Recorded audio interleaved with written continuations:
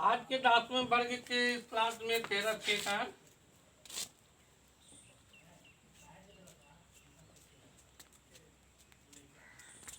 इस 10वें वर्ग के क्लास में मैं आपको नागार्जुन का यह धनतुरित मुस्कान पढ़ाने जा रहा हूँ।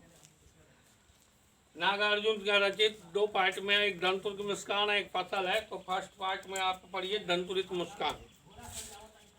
कवि जो है कह रहा है, बच्चे की दांत निकलते हुए बच्चे को देखता है और उसकी मुस्कान देखकर मोहित हो जाता है। तो कहता है कि यार तुम्हारी ये धनतुरित मुस्कान मृतक में भी डाल देगी जान। कवि कहता है कि तुम्हारी ये दांत निकलते हुए जो मुस्कान है, निकलते हुए दांतों के साथ जो मुस्कान है, वो मरे हुए व्यक्ति में भी जान डाल देगी। अर्थात मृतक व्यक्ति, अर्थात ऐसे रहने वाला सामान्य प्रवृत्ति का व्यक्ति जो नीरस है, वैसे व्यक्ति में भी रस का संचार हो जाएगा, उसमें जान आ जाएगी। धूल धूसर तुम्हारी ये गात, तुम्हारा मिट्टी से सना हुआ यह शरीर। धूल धूसर तुम्हारी ये गात, मिट्टी से सना हुआ यह तुम्हारा शरीर। ऐसा लगता है कि छोड़कर तालाब मेरी झोपड़ी में खिल रहे जलजात। ऐसा लगता है कि तालाब छोड़कर कमल जो है झोपड़ी में आकर खिल गए हैं। कभी को लगता है कि बच्चे की धूल से भरा हुआ शरीर जो है और उस पर छाया हुआ मुस्कान, ऐसा प्रतीत होता है जैसे कमल जो है झोपड़ी को, तालाब को छोड़कर झोपड़ी में खिल गया हो। आगे कवि कहते हैं, परस पाकर तुम्हारा ही प्राण पिघल गया जल बनकर कठिन पाषाण। परस पाकर तुम्हारा ही प्राण, अर्थात हे प्राण डालने वाले, अर्थात प्राण भर देने वाले हे शिशु, तुम्हारा ही स्पर्श है जिसे पाकर कठिन पाषाण, कठोर पत्थर भी पिघल करके जल की धारा बन गया होगा। परस पाकर तुम्हारा ही प्राण, हे प्राण डालने वाले शिशु, तुम्हारा ही स्पर्श पाकर कठिन पाषाण जो है जल की धारा बन गया होगा। छू गया तुमसे कि झरने लगे पड़े शेफालिक के फूल, बांस था या बबूल। कवि मानता है कि तुम्हारा स्पर्श पाकर बांस और बबूल से शेफालिक के फूल झरने लगे। अर्थात निरस व्यक्ति भी में रस का संचार हो गया, कठोर व्यक्ति भी मोम बन गया, मृदुल बन गया। तुम मुझे पाए नहीं पहचान, तुम मुझे पाए नहीं पहचान, देखते ही रहोगे अनिमेष। कवि कहता है कि लगता है कि तुमने मुझे पहचाना ही नहीं, इस कारण अनिमेष बिना पलक झपकाए तुम मुझे देखते जा रहे हो, देख रहे हो, थक गए होगे। अनिमेष देखने के कारण क्या तुम थक गए हो?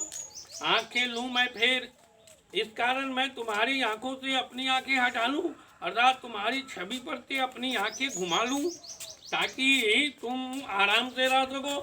देखते ही रहोगे अनुमेष, तुम मुझे अनिमेष देखते रह जाओगे, थक गए होगे। आंख लूं मैं फिर, क्या मैं आंखें घुमा लूं, आंखें फेर लूं?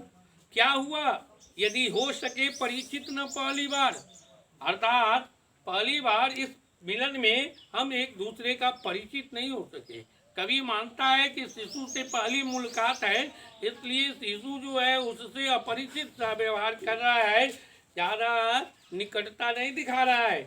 फिर कवि कहते हैं कि यदि तुम्हारी माँ न माध्यम बनी होती आज, मैं न सकता देख मैं न पाता जान तुम्हारी ये धनतुरित मुस्कान। कवि कहते हैं कि आज भी क्या है, माँ जो है तुम्हारी माध्यम बनी, तुम्हारी माँ के कारण ही मैं पहली बार तुम्हारे इस स्वरूप को देखा, इस धनतुरित मुस्कान को देखा, जिससे मुझे बहुत प्रिय लगा, मुझे बहुत अच्छा लगा। मैं अगर माँ माध्यम नहीं बनी होती तो आज भी मैं ये तुम्हारी मुस्कान नहीं देख पाता, तुम्हारे बारे में नहीं जान सकता। आगे कवि कहते हैं, धन्य तुम माँ भी तुम्हारी धन्य, तुम भी धन्य हो और तुम्हारी माँ भी धन्य है। क्यों भाई, दोनों धन्य है। तुम्हारी धनतुरित मुस्कान बहुत अच्छी लग रही है इसलिए तुम धन्य हो, और तुम्हारी माँ क्या हो भाग्यशाली है जो तुम्हारी इस धनतुरित मुस्कान को देख रही है, इसलिए तुम भी धन्य हो और तुम्हारी माँ भी धन्य है।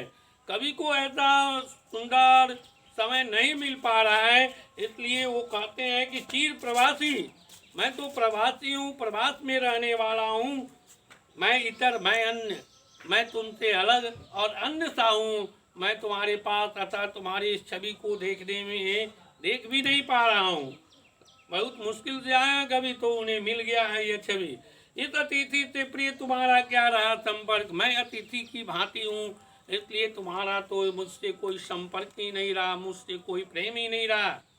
अंगुलियां माँ की कराती रही मधुपर्क, माँ की अंगुलियां ही तुम्हारे मुख में डालकर तुम्हें क्या करती है, मधुपर्क कराती है, मधुर के समान पान कराती है, अर्थात तुम्हें माँ का ही स्नेह मिलता है, माँ का ही प्यार मिलता है।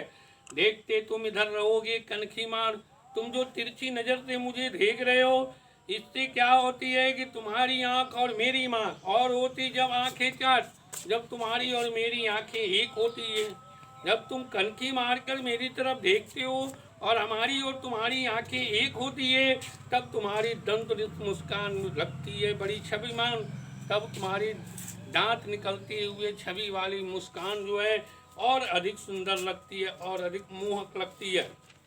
इस पाठ के साथ आपका इस पाठ का प्रश्नोत्तर दिया जा रहा है, जिससे आप क्या करेंगे, हल करेंगे और बनाएंगे, कॉपी पर फेर करेंगे, और इसके बाद का जो पार्ट 2 फसल है वो अगले क्लास में। धन्यवाद।